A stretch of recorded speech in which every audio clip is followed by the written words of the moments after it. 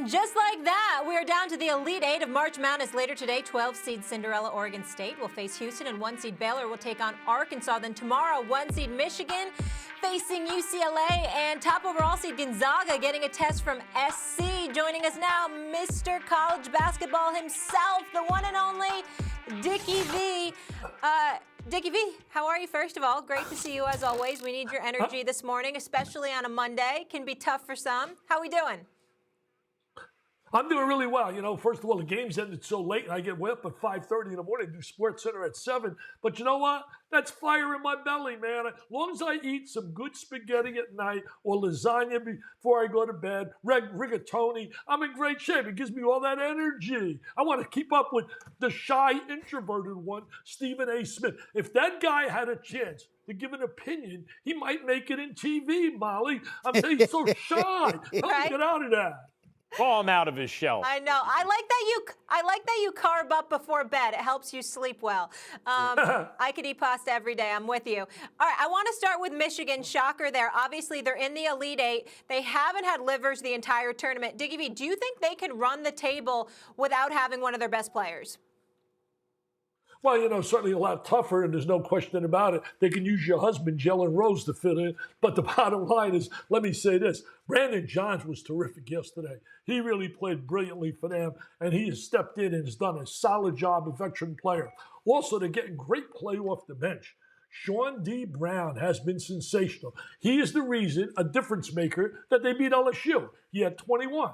Yesterday against Florida State, he hits 2 big threes. He scores 12 points. So people are contributing. And then you got the real consistent ones. You got the post player, Hunter Dickinson at 7-1. He's certainly a major factor. And Michael Smith, who they get from Columbia. I mean, Columbia was last place in the Ivy League, but yet Juwan Howard went to look at video and really liked and analyzed his game. He was one of the top scorers certainly top scorer in the Ivy, and one of the top scorers in the country. He's come here, he's changed his game. He's become a catalyst, a guy who makes things happen, puts pressure on the defense, brings the ball up the court effectively. And then you factor in Wagner, who's an NBA player potential. They got a chance. There's no doubt about it. But it will not be easy. That next game, the 4 letters, UCLA. Who'd have ever believed it? Let me tell you, what Mick Cronin has done has been incredible with that program. They came into the tournament, lost 4 games in a row, but then they get on fire at the right time, beat Michigan State.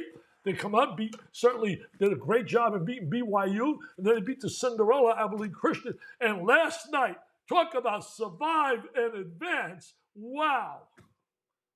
Listen, I'm glad you brought up UCLA because that's where I'm going. I'm like, what the hell is going on in Southern California? UCLA, USC. I'm like, what on earth is going on there? I did not anticipate that the Pac-12 would be this formidable in the NCAA tournament, but that is exactly what has happened. Dickie V, explain that to me.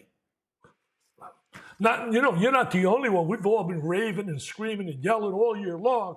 Hey, the Big Ten is the #1 conference. The Big 12, 1 and 2. Those conferences are separate from everyone else. You know what happens, Stephen A., Molly, and Max? Number one, we don't get a chance. We don't get a chance on TV to see those teams out there in the Pac-12. And I've been, for the last 2 years, if people go to my timeline at Dickie V and my Twitter, I've been putting up there for the last 2 years. The Pac-12 has improved immeasurably.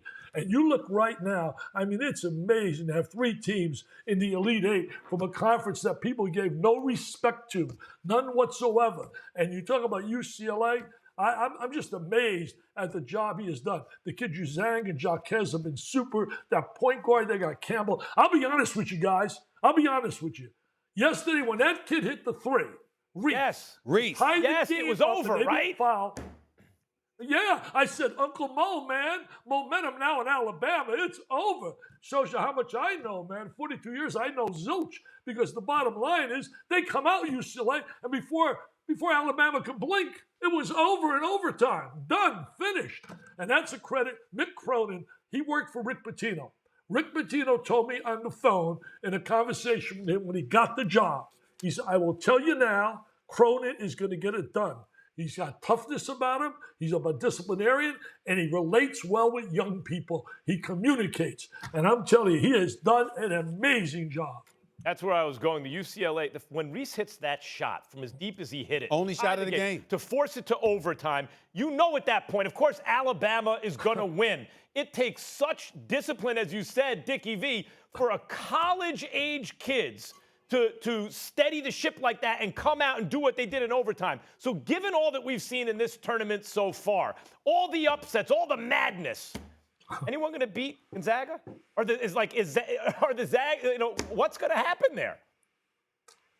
I'm going to tell you something. If I'm the Zags, I'm a little worried. There's one team right now. See, I've got them going 32-0. I still do, but they're a prohibitive favorite right now. I think they're a 9-point favorite over Southern Cal. I wouldn't count on that. Southern Cal has been impressive. By the way, is Southern Cal and Michigan? They're both now basketball schools. Forget the pigskin. I mean, who would ever thought that? Southern Cal and Michigan have become unbelievable scenarios in the world of basketball. And I would tell you this. Those two Mobley guys, with the length they have, the size, a lot of people don't know this. They're fourth in the nation in defense field goal percentage. They lead the nation in blocked shots, Southern Cal. This is not going to be Cupcake City. The kid Eddie can play. The kid White, they had 20 and 22 in the last game against Oregon. And I'm telling you, this team is dangerous. Dangerous. You better believe Mark Few is going to have a tough time sleeping, thinking about it. However, the Zags' ball movement, player movement, share the ball. They lead the nation in scoring. They lead the nation in field goal percentage at 55%. And they lead the nation, which tells you they're unselfish, 18 assists per game. When you're sharing a ball, you're getting high percentage shots. You got a chance to win. Thanks for watching ESPN on YouTube. For live streaming sports and premium content, subscribe to ESPN+.